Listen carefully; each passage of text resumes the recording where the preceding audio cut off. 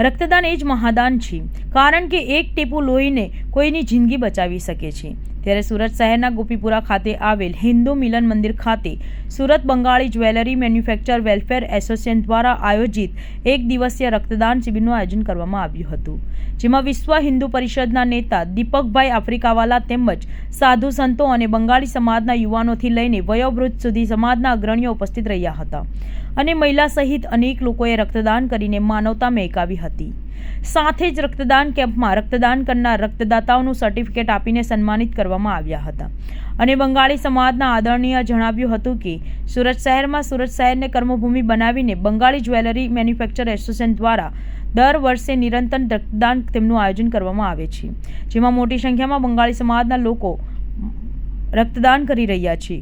લોકોને પણ અપીલ કરી હતી કે રક્તદાન એ મહાદાન છે ને એક ટીપું લોહીનું કોઈની જિંદગી બચાવી શકે તો લોકોએ પણ રક્તદાન કરવું જોઈએ। વાસુદેવ અધિકારી બંગાળી જ્વેલરી સમાજમાંથી છું। સુરતમાં 1.5 લાખ જેટલી વસ્તી છે કારીગરોની, જ્વેલરી સમાજમાં કારીગરોની 1.5 લાખ જેટલી વસ્તી છે। પરિવાર સાથે 2 થી 2.5 લાખ થઈ જશે, એટલે ઓલ ટોટલ બંગાળી સુરતમાં।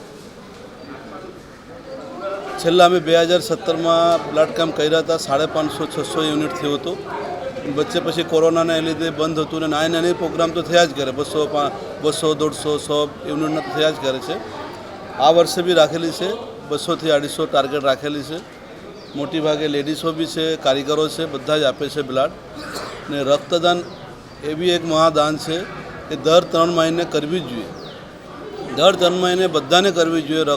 રક્ત બધા બીજાને કામ બી લાગે છે ને બીજાને જીવન બી બચાવે છે। આજે બપોરે 3-4 વાગ્યા સુધી ચાલશે, મોટી ભાગે કારીગર આવશે 12 વાગ્યા આસપાસ। ને આ રીતે દર વર્ષે આપણે કરતો જઈએ છીએ ને ધાર્મિક પ્રોગ્રામમાં બી થાય છે, 150-200 બ્લડ કેમ્પ આપણે દર વર્ષે 3-4 કરીએ જ છે, નાના મોટા કરીએ છીએ ને એ કરવા બધાને કરવા જોઈએ। હું બધાને કહીશ કે ભાઈ બ્લડ ડોનેટ કરો, બ્લડ દાન કરો, રક્તદાન કરો, તમારી રક્તદાનથી બીજાની જીવન બચી શકે છે। હિન્દુ મિલન મંદિરમાં આજે Surat Bengali manufacture jewellery association welfare trust દ્વારા રક્તદાન શિબિરનો કાર્યક્રમ રાખવામાં આવ્યો છે।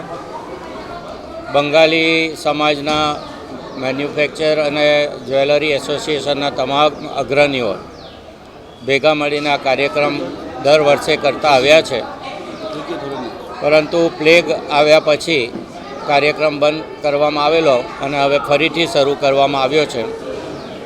લગભગ 200થી ઉપર બોટલ બ્લડ ડોનેશન દર વર્ષે થાય છે। તો આ બંગાળી સમાજે સુરતને કર્મભૂમિ, ધર્મભૂમિ અને વ્યવસાયિક ભૂમિ પણ બનાવી છે અને જ્વેલરીમાં બહુ મોટો ફાળો બંગાળી સમાજનો રહ્યો છે અને સાથે સાથે હવે સામાજિક સેવા પણ કરે છે।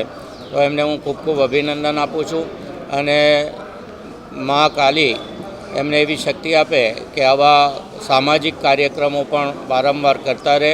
ધાર્મિક કાર્યક્રમો તો પુષ્કળ કરે છે, બ્લડ ડોનેશનમાં પણ સમાજના બધા જ લોકો ભેગા મળીને બ્લડ ડોનેશન કરે છે।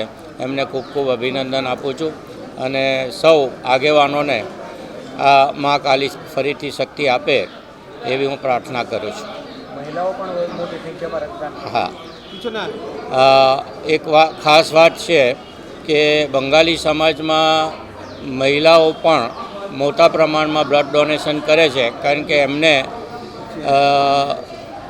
બ્લડમાં કોઈ ખામી આવતી નથી જે મહિલાઓમાં હોય છે, એટલે મહિલાઓ પણ બ્લડ ડોનેશન કરી શકે છે અને મોટા પ્રમાણમાં મહિલા બ્લડ ડોનેટ કરે છે।